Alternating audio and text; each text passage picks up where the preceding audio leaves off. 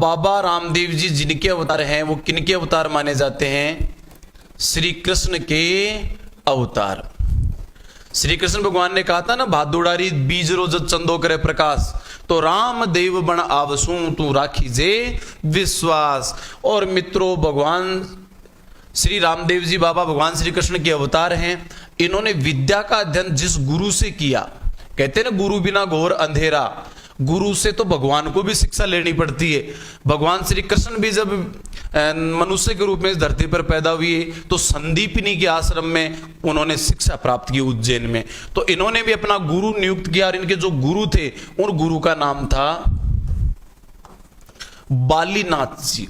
यानी कि कह सकते हैं बाबा रामदेव जी नाथ संप्रदाय में दीक्षित थे, क्योंकि इनके गुरु कौन है? बालीनाथ। तो बालीनाथ निश्चित रूप से कौन से संप्रदाय के थे? नाथ संप्रदाय के।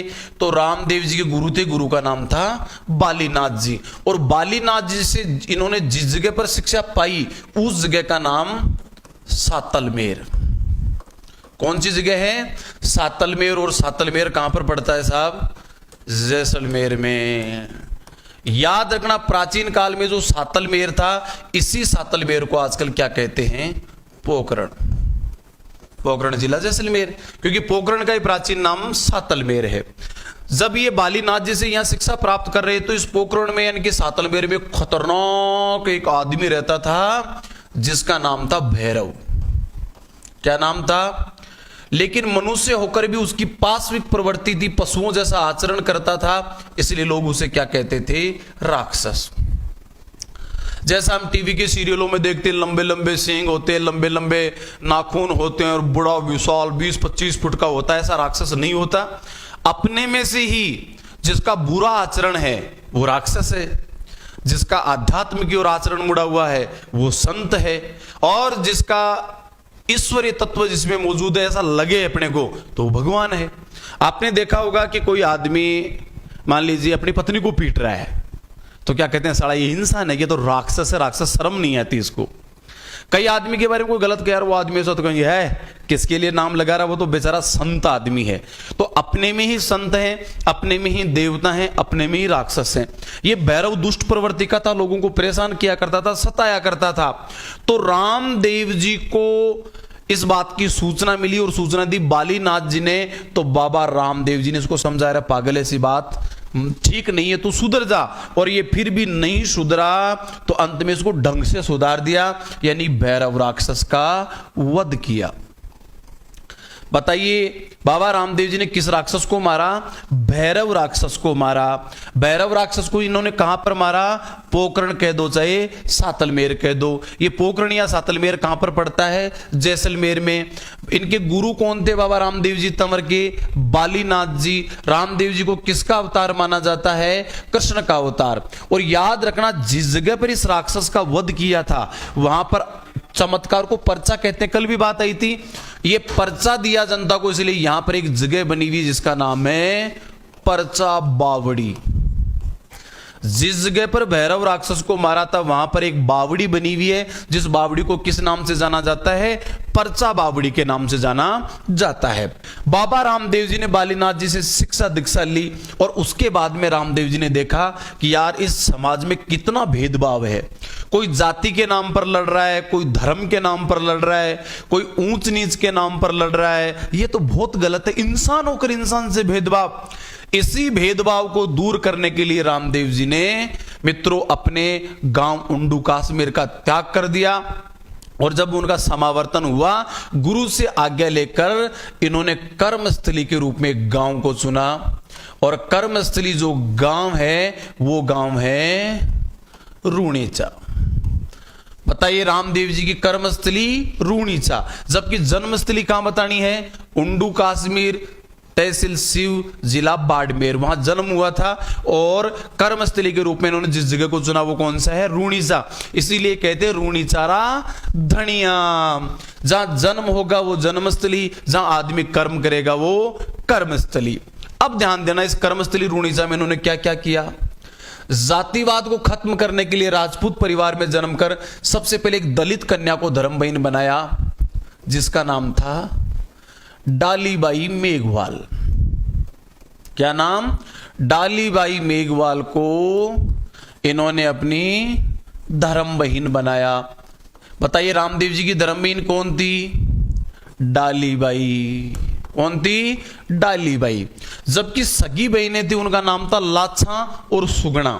लाछा और सुगना सगी बहनें थी और डालीबाई जिसका जन्म मेघवाल जाति में हुआ था वो इनकी धर्म बहन थी। इस गांव में पानी की भयंकर समस्या, तो रामदेव जी ने इस गांव में एक तालाब का निर्माण करवाया जिसका नाम क्या है? राम सरोवर। कौन सा तालाब? राम सरोवर का निर्माण करवाया। बताइए रामदेव जी ने किस तालाब का निर्माण करवाया? राम सरोवर तालाब का। ये राम सरोवर तालाब कहां पर है? रूणीचा में। इनकी धर्म बहन का नाम डालीबाई। लोगों में जागृति लाने के लिए यहीं पर रामदेव जी ने एक आंदोलन चलाया जिसका नाम है जम्मा जागरण। जम्मा जागरण याद रखना, आज भी मारवाड़ क्षेत्र में जो रात्रि को जागरण होता है, रात्रि जागरण को क्या कहा जाता है? जम्मा कहा जाता है। आज हमारे रामदेव जी रो जम्मू लागी, सगड़ा का सगड़ा है जो सा है कि नहीं। आज मेरा तेजो जी रो जम्मू वही, आज मेरा जाम्बे जी रो जम्बो वही। जम्बा का मतलब ये है रात्रि जागरण। क्योंकि मित्रों पुराने जमाने में ये रेगिस्तानी इलाका पोखरण का या तो पशुपालन या खेती, दो ही काम था। दिन भर ये पशुपालन और खेती में लगे रहते और थके हारे जब आते तो रात को बैठ करके रामदेव जी ने 24 भजन लिखे थे जिनको 24 वाणियां कहते। कवि भी थे रामदेव जी। 24 भजन लिखे और वही भजन तंदूरा लेके रामदेव जी और डालीबाई दोनों भाई बहन लोगों को सुनाया करते थे, जिनमें लोगों को ज्ञान दिया जाता था। भेदभाव मत करो, छुआछूत मत करो, इंसान इंसान सब एक है, कोई जाति के आधार पर ऊंचा या नीचा नहीं होता, किसी की जाति अच्छी नहीं है तो किसी की जाति बुरी नहीं है, सब के सब एक जैसे हैं, गए गुजरे हैं तो सब हैं, भले हैं तो सब हैं। इस प्रकार की चेतना लोगों में जगाई जाती थी। ये क्या कहलाता? जम्मा जागरण। याद रखना, हिंदू धर्म में पहले कभी भी रात्रि को जागरण नहीं होते थे। ये हिंदू धर्म में रात्रि जागरण, पूरे हिंदू धर्म में, चाहे वो नेपाल में हो, भारत में हो, मॉरिशस में हो, इसकी शुरुआत बाबा रामदेव जी की देन है। याद रखना, हिंदू धर्म में तो कठिन साधना वाले होते थे, एक एक टांग पर खड़े होकर 12-12 वर्ष तक ओम ब्रह्मदेवाय नमः करते रहते थे, तब जाकर के उनकी साधना सिद्ध होती थी। ये रात्रि भजन गाने की परंपरा इस्लाम धर्म की देन है। जब ख्वाजा मोइनुद्दीन हसन चिश्ती 1192 में यहां पर हमारे भारत में आए और यहीं पर आकर उन्होंने कव्वाली परंपरा का प्रणयन किया। रात्रि को कव्वालियां गाया करते थे और उनको सुन करके लोग हिंदू हो चाहे मुसलमान हो, सांप्रदायिक सद्भाव की मिसाल थे बाबा ख्वाजा, गरीब नवाज भी, और मस्त हो जाया करते थे, दमादम मस्त कलंदर। और जब कव्वालियां सुन करके बड़ा आनंद आता था, धीरे धीरे लोग उनके विचारों से प्रभावित हुए और जो हिंदू थे वे मुसलमानों में बदलने लगे। तो याद रखना, इस प्रकार इस्लाम में तो कव्वालियों का प्रचलन था धीरे धीरे खूब। इसी से प्रभावित होकर बाबा रामदेव जी ने देखा कि हिंदुओं में भी रात्रि को जागरण की परंपरा होनी चाहिए कि दिन भर थके हारे आए और जब उन्हें सात्विक कुछ ज्ञान दिया जाए। तो संपूर्ण हिंदू धर्म में रात्रि जागरण की शुरुआत करने वाले कौन थे? बाबा रामदेव जी। तमर उसी रात्रि जागरण को क्या कहा जाता है? जम्मा जागरण अभियान। बताइए जम्मा जागरण अभियान किसने चलाया? जम्मा जागरण अभियान बाबा रामदेव जी ने चलाया। और मित्रों, जब लोग इनसे प्रभावित होने लगा, बोले यार बाबा आप तो ज्ञान की बात बताते हो, हम किसको गुरु बनाए? आप ही हमारे गुरु बन जाओ। धीरे धीरे लोग इनके चेले बनने लगे। इनके चेलों की एक बड़ी भारी टीम हो गई। एक संत द्वारा बनाई गई अपने विचारों के अनुसार चलने वाली टीम को संप्रदाय या पंथ कहा जाता है। चाहे वो ब्राह्मण हो, चाहे वह भील हो, चाहे वह मुसलमान हो, जो भी रामदेव जी का अनुचर बन जाता था, रामदेव जी का अनुयायी यानी कि रामदेव जी का फॉलोवर्स बन जाता था, उन सबको क्या कहा जाता था? कामड़। क्या कहा जाता है? कामड़। कामड़ का मूल शब्द है काम करने वाला। कुछ भी काम करो, काम की कोई शर्म नहीं है, बस कमाई खाओ तो 20 नुआ की खाओ, यानी कि मेहनत करे तो 20 नाखून मिट्टी में दबने चाहिए। 20 नाखूनों से अपन मेहनत करेंगे तो पूरे शरीर पर पसीना आएगा। और उस काम को चाहे कैसा भी काम हो, कैसा भी काम हो, काम में शर्म ना करके, काम ऊंचा नहीं है नीचा नहीं है, और काम करेगा और ईश्वर का स्मरण करेगा, वो क्या कहलाएगा? कामड़। और मित्रों कामड़ भी कहते, कामड़िया भी कहते हैं, लेकिन आज जो जाति है उसको कामड़ी ही कहा जाता है। तो कामड़िया भी आ जाए तो वही बात है, कामड़ आए तो भी वही बात है। रामदेव जी ने कामड़ पंथ की शुरुआत की या कामड़ पंथ की स्थापना की?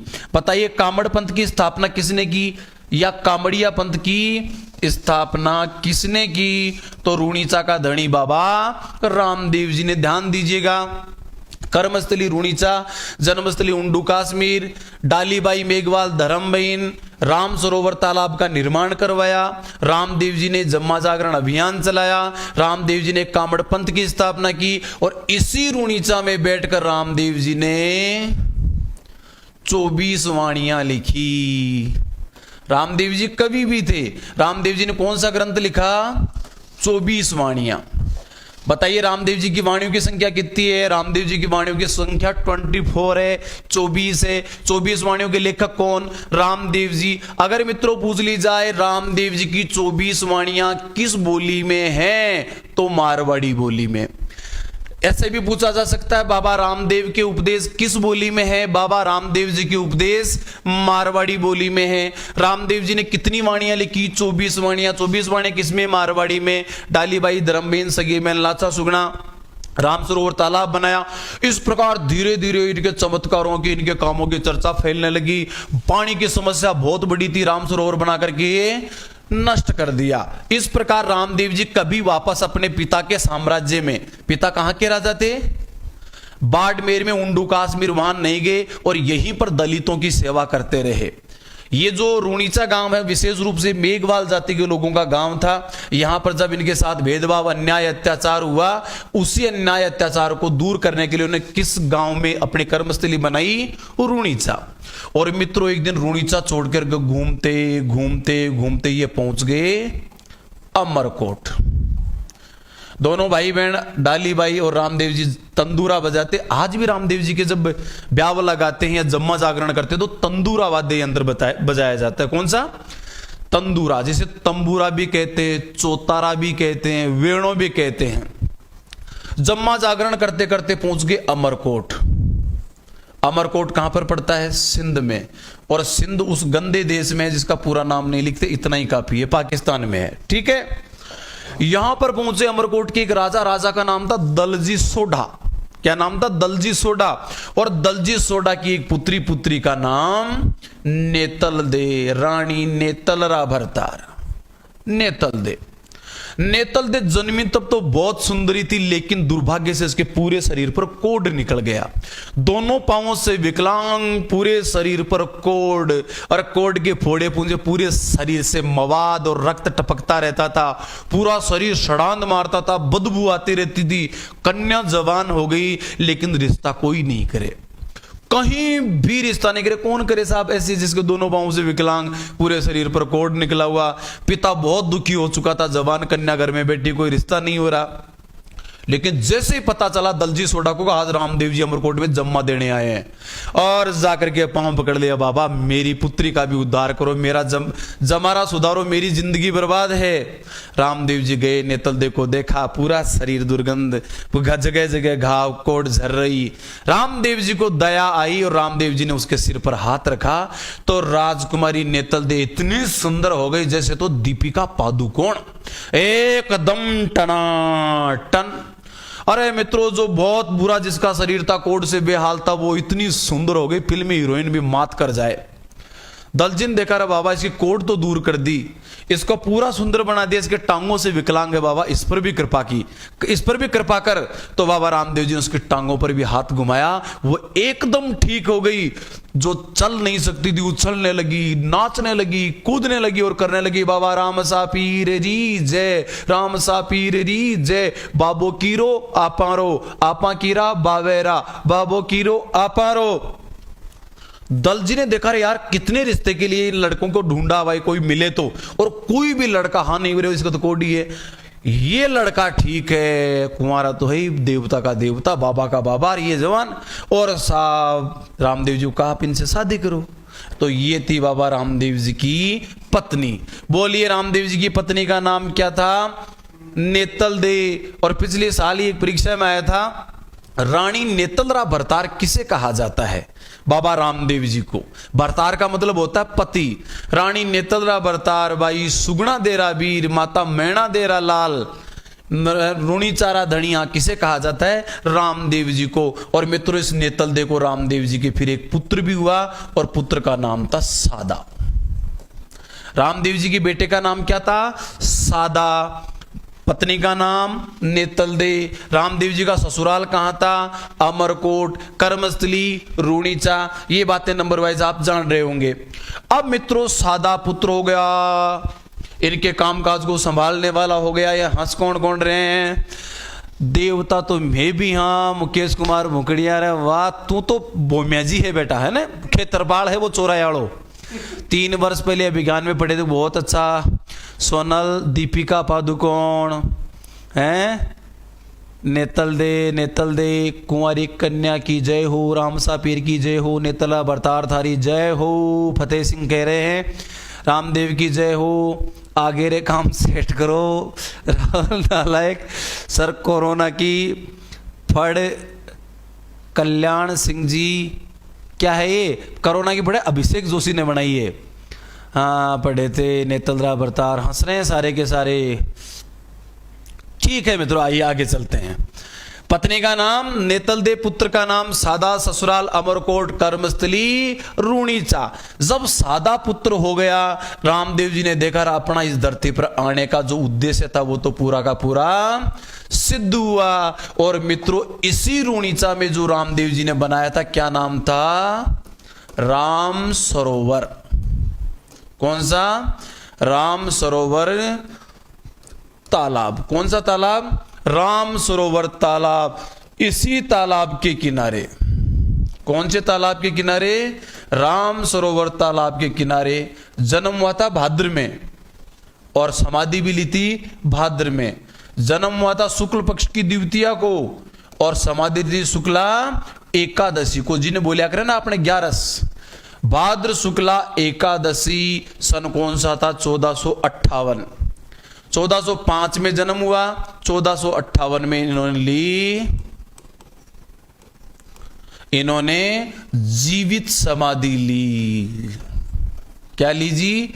जीवित समाधि ली। जीवित समाधि लेना जानते हो? गड्ढा खोद करके बैठ जाते हैं और अपने चेले चपाटियों को कहते हैं मिट्टी डालो, और जीवित व्यक्ति अपनी इच्छा से गड्ढे में, पानी में, जल समाधि भी ली जा सकती है, भूमि समाधि भी ली जा सकती है, कंवड़ पूजा भी की जाती है, काशी में करवत भी ली जाती है। समाधि के कई प्रकार हैं। इन्होंने भूमि समाधि ली। तो देखिए कौन से तालाब के किनारे ली? राम सरोवर। राम सरोवर कहां पर है? रूणीचा में। तो स्वाभाविक है रामदेव जी ने जीवित समाधि कहां ली? रूणीचा में। भाद्र शुक्ला एकादशी 1458 के दिन उन्होंने जीवित समाधि ली थी। 1405 में इनका जन्म हुआ था। और मित्रों इस प्रकार जिस जगह इन्होंने समाधि ली थी, उसी समाधि पर बीकानेर के राजा गंगा सिंह ने इनका विशाल मंदिर का निर्माण करवा दिया, और वही समाधि स्थल आज रामदेव जी का मंदिर है। ये चीजें शायद आपने नोट कर ली होंगी। ठीक है मित्रों, तो भाद्र शुक्ला द्वितीया को इनका जन्म हुआ था, और भाद्र शुक्ला एकादशी को इनकी मृत्यु यानी समाधि ली। तो आज भी रामदेव जी का जो मेला लगता है यहां पर, वो द्वितीया से चालू होता है। भाद्र शुक्ला द्वितीया से चालू होगा, एकादशी तक, जन्म की तिथि से लेकर मृत्यु की तिथि तक चलता है। इस मेले में गजब की चीज होती है, वो होता है 13 ताड़ी नृत्य। कौन सा नृत्य? 13 ताली नृत्य। 13 ताली नृत्य की जाति की महिलाएं करती हैं, कामड़ जाति की महिलाएं। जो रामदेव जी ने पंथ चलाया था ना कामड़, उस जाति की महिलाएं। मित्रों ये एकमात्र नृत्य है जिसको बैठे बैठे किया जाता है। ये 13 ताली नृत्य का उद्गम जिस गांव से हुआ, उस गांव का नाम है पादरला। पादरला कहां है? पाली जिले में है। और इस 13 ताली की सबसे प्रसिद्ध नृत्यांगना हुई है, वो कौन है? मांगी बाई। ये बात अपन तब पढ़ लेंगे जब नृत्य पढ़ते हैं। मेले उस समय पढ़ेंगे जब मेले पढ़ते हैं। और इस मेले को मारवाड़ का कुंभ कहते हैं, सांप्रदायिक सौहार्द का मेला, सांप्रदायिक सद्भाव का मेला कहते हैं। और यही राजस्थान का सबसे बड़ा मेला है, जिसके आकर्षण का केंद्र है 13 ताड़ी नृत्य। एकमात्र नृत्य जो बैठे बैठे किया जाता है।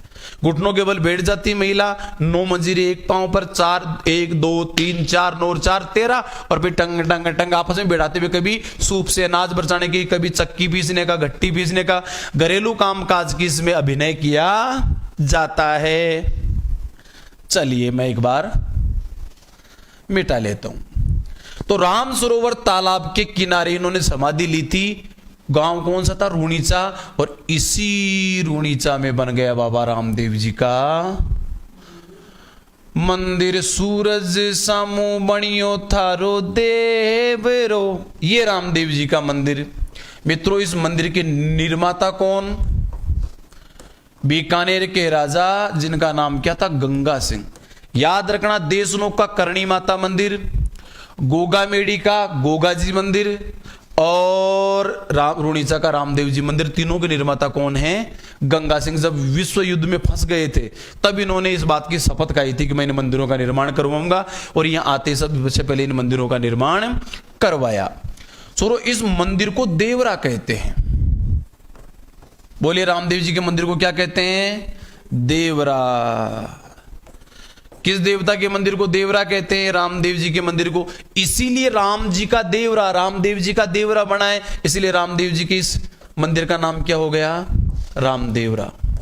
रूणीचा कम कहते हैं लोग, इसको रामदेवरा ज्यादा कहते हैं, क्योंकि बाबा राम का देवरा है यहां पर। तो क्या रूणीचा की जगह क्या हो गया? राम देवरा। मित्रों, इस मंदिर पर जो झंडा लगता है ना, झंडा, देवी देवताओं के झंडे भाले में लगते हैं। भाले को क्या कहा जाता है? नेजा। क्या कहते हैं? नेजा। और ये नेजा कैसा होता है?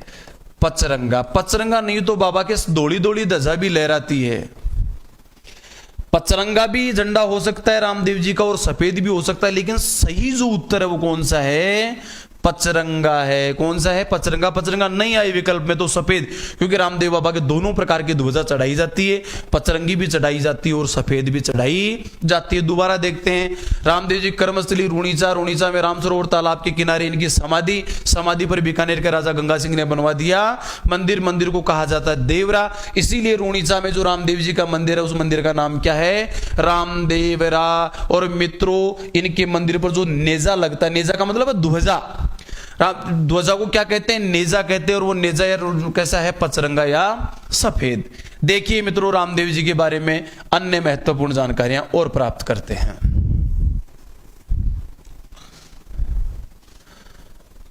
बाबा रामदेव जी, ध्यान दीजिएगा, रामदेव जी का प्रतीक चिन्ह, हर देवता का ये बहुत इंपॉर्टेंट होता है, परीक्षा में पूछते भी हैं। प्रतीक चिन्ह, तो प्रतीक चिन्ह क्या बनाया जाएगा? पगलिया, पांव के निशान, है कि नहीं? रामदेव जी का जन्म हुआ तब भी कुमकुम के पगलिया छप गए थे चौक में। पगलिया का मतलब है चरण चिन्ह। क्या है? चरण चिन्ह। चरण चिन्ह या पगलिया किसका प्रतीक चिन्ह? बाबा रामदेव जी का प्रतीक चिन्ह। पुराने स्टाइल का जो सिटिंग वाला टॉयलेट होता है, उसमें तो पहले से पगलिया से ही आते थे लोग, श्रद्धा के वशीभूत उसमें जाते नहीं थे, बोले हट शर्म आनी चाहिए, इसमें तो पगलिया छपे हुए हैं। तो प्रतीक चिन्ह रामदेव जी का पगलिया है। पगलिया का हिंदी में अर्थ होता है चरण चिन्ह। मित्रों, रामदेव जी का वाहन है नीला घोड़ा।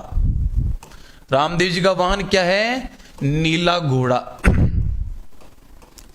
नीलो घोड़ो नवलरो और मोत्या जड़ी लगाम। अब देखना, रामदेव जी के जो गीत हैं, रामदेव जी के गीत को कहा जाता है ब्यावला। रामदेव जी के गीतों को क्या कहते हैं? ब्यावला। और बेटा, रामदेव जी की जो गीत है जिनको ब्यावला गाते हैं, इनको दो जातियों के लोग गाते हैं। कौन कौन? मेघवाल व कामड़ जाति के लोग। मेघवाल व कामड़ जाति के लोग वाद्य यंत्र कौन सा बजाएंगे?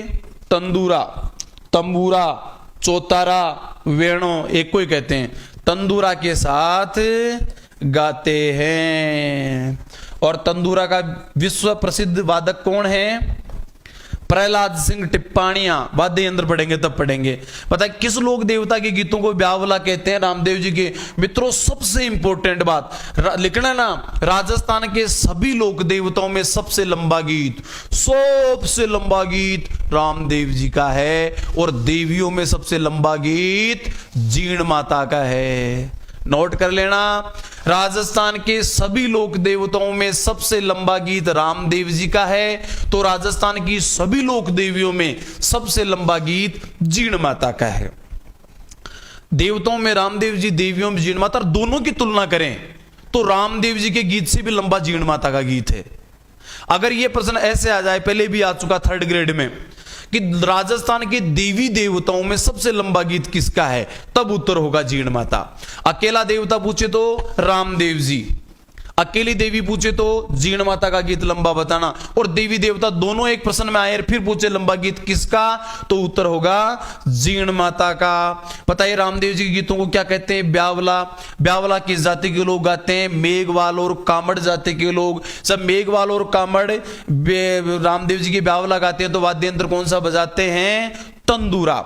जबकि मित्रों रामदेव जी की फड़ बांसते हैं, वो जिस जाति के हैं वो कौन सी जाति है, कामड़। और कामड़ जाति के लोग जब रामदेव जी की फड़ बांसते हैं तो जो वाद्य यंत्र बजाते हैं, जिस वाद्य यंत्र का प्रयोग वो है रावण हत्ता। कौन सा वाद्य यंत्र, रावण हत्ता। देखा होगा, नारियल से बांस को जोड़ दें तो साज हो जाए। नारियल से बांस को जोड़ दें, रावण हत्ता की परिभाषा, नारियल से बांस को जोड़ दें तो साज हो जाए, मूंछों संग साफे में शाही अंदाज हो जाए। और क्या प्रशंसा करूं मेरे राजस्थान की, पड़े जो पत्थर मेरे मकराना का तो मकबरा भी ताज हो जाए, तो मकबरा भी ताज हो जाए। वो रावणत्ता रामदेव जी के गीतों भजनों ब्यावलाओं के साथ तंदूरा, और रामदेव जी की फड़ के साथ रावण हत्ता। फड़ कामड़ जाति के लोग, जबकि भजन कामड़ भी गाते हैं और मेघवाल जाति के लोग भी गाते हैं, जगह कर लेते हैं, फिर और चीज भी लिखते हैं।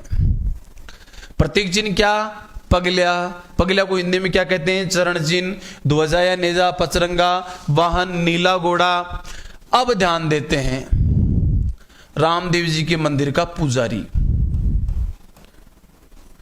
पुजारी होता है, देखो जो रूणीचा का मंदिर है उसके परंपरागत पुजारी मेघवाल होते आए थे, लेकिन वर्तमान में तंवर राजपूत पूजा करते हैं। वर्तमान में रूणीचा के मंदिर के जो पुजारी है वो तंवर गोत्र के राजपूत हैं। लेकिन गांवों में कहीं भी हो, मेरे गांव में भी बाबा रामदेव का मंदिर है, कहीं भी गांव में मंदिर हो, रामदेव जी का परंपरागत रूप से पुजारी जिस जाति का मिलेगा वो किस जाति का होता है, मेघवाल। कौन सी जाति का, मेघवाल जाति का। बोलिए रामदेव जी के पुजारी किस जाति के, मेघवाल। और जो मेघवाल पुजारी होता है उसे क्या कहा जाता है, रीखिया। बोलिए रामदेव जी के पुजारी को क्या कहते हैं, रीखिया कहते हैं। रीखिया किसका पुजारी होता है, रीखिया रामदेव जी का पुजारी होता है। रामदेव जी का रीखिया मेघा वाला कर दिया क्या, रामदेव जी का रीखिया जिस जाति का होता है वह जाति है मेघवाल। तो बताइए राजस्थान के किस लोक देवता के पुजारी को रीखिया कहा जाता है, रामदेव जी के पुजारी को।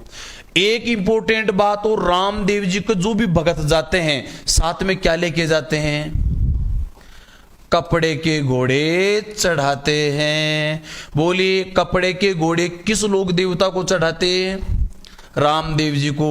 रामदेव जी को चढ़ाए जाने वाले किसके बने होते हैं, कपड़े के बने होते हैं। कपड़े के घोड़े किस देवता को, वो है ना, दर्जीड़ा ने परचो दिनो बाबा कपड़ा को घोड़ो उड़ायो बाबा। बचपन से बाबा रामदेव जी कपड़े के घोड़े बड़ा प्रसिद्ध है। वो भजन में चलता ना, घोड़लियो दिलवाई मारी माँ माने घोड़लियो दिलवा, घोड़लियो गढ़वाई मारी माँ मारे घोड़लियो गढ़वा, है कि नहीं मित्रों। और अब बात करते हैं बाबा रामदेव जी के मंदिरों की। रामदेव जी का जो मुख्य मंदिर है उस मुख्य मंदिर का नाम है रामदेवरा। रामदेव जी के मुख्य मंदिर का नाम क्या है, रामदेवरा। रामदेवरा जिस जगह बना हुआ उस गांव का नाम रूणीचा, और रूणीचा जैसलमेर जिले में है। कहां पर है, जैसलमेर जिले की पोकरण तहसील में। ध्यान दीजिएगा, रामदेव जी का दूसरा मंदिर है जिसको कहा जाता है दूसरा रामदेवरा। क्या कहा जाता है, दूसरा रामदेवरा, दूसरा रामदेवरा। और दूसरा रामदेवरा जिस गांव में, उस गांव का नाम है खूंडियास। कौन सा गांव है, खूंडियास, खूंडियावास। और ये खूंडियावास बड़ा विवादित गांव है। ये गांव आधा अजमेर में पड़ता है, आधा नागौर में पड़ता है। लेकिन याद रखना अपने को इसका उत्तर क्या देना है, नागौर। खूंडियास की नदी में आधा मंदिर आधा आगे का हिस्सा है वो नागौर में पड़ता है, पिछला हिस्सा इसका अजमेर में पड़ता है। फिर भी अपने को उत्तर देना, राजस्थान में दूसरा रामदेवरा कहां है, खूंडियावास। खूंडियावास कहां है, नागौर में। एक है साहब जिसको कहते हैं छोटा रामदेवरा, क्योंकि रामदेव जी के मंदिर को क्या कहते हैं, रामदेवरा ही कहते हैं, छोटा रामदेवरा। चलो छोटा रामदेवरा जिस जगह, उस जगह का नाम है जूनागढ़। जूनागढ़ कहाँ है, गुजरात में। बीकानेर वाला मत कर देना। अब बताइए शेखावाटी में प्रसिद्ध रामदेवरा कहाँ है, शेखावाटी का रामदेवरा। शेखावाटी में प्रसिद्ध रामदेवरा जिस जगह पर है उस जगह का नाम है नवलगढ़। कौन सी जगह, नवलगढ़, और नवलगढ़ का जिला झुंझुनू। देखिएगा राजस्थान के में प्रमुख जो रामदेव जी के मंदिर है, रामदेवरा, रूणीचा, जैसलमेर में, यहीं पर वो रामदेव जी का मेला लगता है। यही मुख्य मंदिर है जो भाद्र शुक्ला द्वितीया से लेकर भाद्र शुक्ला एकादशी तक चलता है, जिसे मारवाड़ का कुंभ कहते हैं। राजस्थान का सबसे बड़ा मेला है। दूसरा रामदेवरा खूंडियावास में। खूंडियावास कहां है जी, नागौर में है। ये तो देखा होगा, किसी ना किसी मंदिर के तो आपने दर्शन किए ही होंगे। एक छोटा रामदेवरा। छोटा रामदेवरा कहां है जी, जूनागढ़ में। जूनागढ़ कहां पर है, गुजरात में। एक है शेखावाटी का रामदेवरा। शेखावाटी का रामदेवरा कहां पर है, नवलगढ़। इसमें हंस क्या रहे हो, होता था पहले जबरदस्ती नसबंदी होती थी। वो बिहार में तो एक आदमी नसबंदी खुद की करवा के आएगा, उसको एनएसवी बोलते हैं। एनएसवी करा दी, उसके एनएसवी कराने के 2 साल बाद उस बिहारी के बेटा हो गया, और जाकर ड्राइवर से, उसे डॉक्टर से झगड़ने लगा, बोला तेरी ऐसी तेजी को तरीका है यार, मैंने नसबंदी करा ली, 2 साल बाद में मेरे बच्चा कैसे हो गया। डॉक्टर ने कहा सुन रहे भाई, मैंने नसबंदी तेरी करी थी, पूरे गांव की नहीं करी थी। हो जाता है कई बार ऐसा, तो ध्यान देना। छोटा रामदेवरा गुजरात के जूनागढ़ में है। एक शेखावाटी का रामदेवरा है जो कहां पर है, नवलगढ़ में है, और नवलगढ़ कहां पर है, झुंझुनू आएगा। इसके अलावा और जो रामदेवरा है उनके बारे में भी अपन जानकारी हासिल करते हैं। एक मंदिर इनका पड़ता है बिराठिया गांव में। कौन सा गांव, छोरो किताबों में आपको मिलता कि बिराठिया अजमेर में, अजमेर में नहीं, ये बिराठिया गांव कौन से में है, पाली जिले में है। एक मंदिर इनका सुरता खेड़ा में है। कहां पर है, सुरता खेड़ा में है। सुरता खेड़ा कहां पर है, चित्तौड़गढ़। छोरो हंसो मत ज्यादा। सुरता खेड़ा कहां है, चित्तौड़गढ़ में है। सुरता खेड़ा कहां है, चित्तौड़गढ़ में। हंसने वाले कौन है के नाम नोट करो इनको एक एक की। आरजे सिंह, ओ तेरी, सुगन, कैलाश, सर टिड्डी आ गई, पकड़ ले साड़ी को, डीजे बजा। पहले बारात आती थी, अब टिड्डियां आ रही है कि नहीं है। सुरता खेड़ा कहां है, चित्तौड़गढ़ में। बिराठिया कहां है, पाली है। इस प्रकार ये राजस्थान में रामदेव जी के प्रमुख मंदिर हैं। रामदेव जी के बारे में आपकी और अन्य कोई भी जिज्ञासा हो तो यहां बेहिचक प्रश्न कर सकते हैं। और चलो मैं पहले बता देता हूं, कल पढ़ेंगे हम गोगाजी चौहान। क्या पढ़ेंगे, तो तैयारी करके आना, तैयारी करके आना, प्रश्न पूछना, तब आएगा मजा। गोगाजी चौहान को पढ़ डालो इंटरनेट पर किताब सिताब नोट्स वोट्स, और फिर विस्तार के साथ पढ़ेंगे, पूछना देंगे आप हारते हो या मैं हारता हूं। गोगाजी चौहान। मित्रों आज रामदेव जी को पढ़ा, बाबा राम सा पीर की आप सभी पर मेहरबानी रहे, और आप सब अपने घरों में उन्नति का वह चिराग बने जो तुम्हारे मम्मी पापा और तुम्हारे प्रति सपने संजो के रखते हैं। इन्हीं आशाओं के साथ आज के लाइव सेशन को यहीं विराम देते हैं।